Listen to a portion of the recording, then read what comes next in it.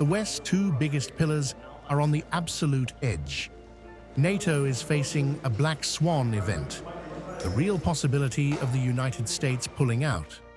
The rift between President Trump and his allies over the spiraling Iran war has reached a breaking point.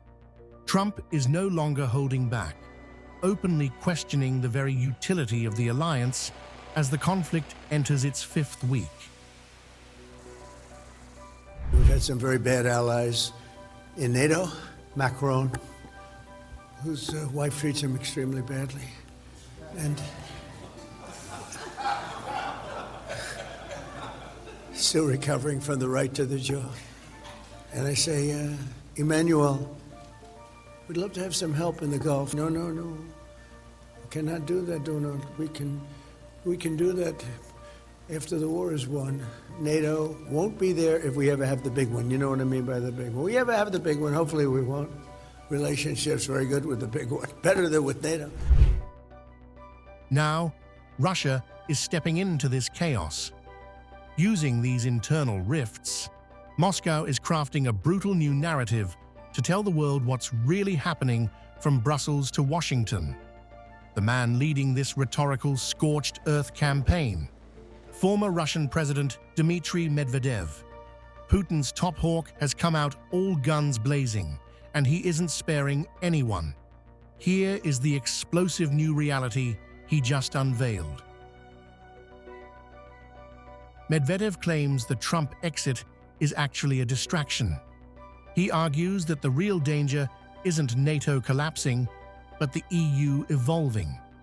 He's warning that the European Union is no longer a peaceful trade bloc.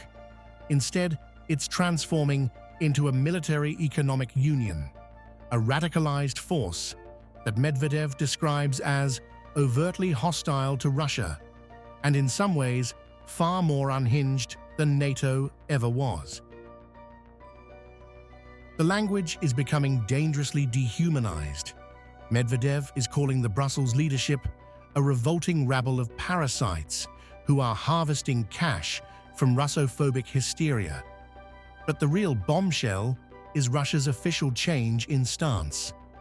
For years, Moscow was measured about neighbors joining the EU. That era is over. Medvedev is now explicitly linking EU membership to military aggression.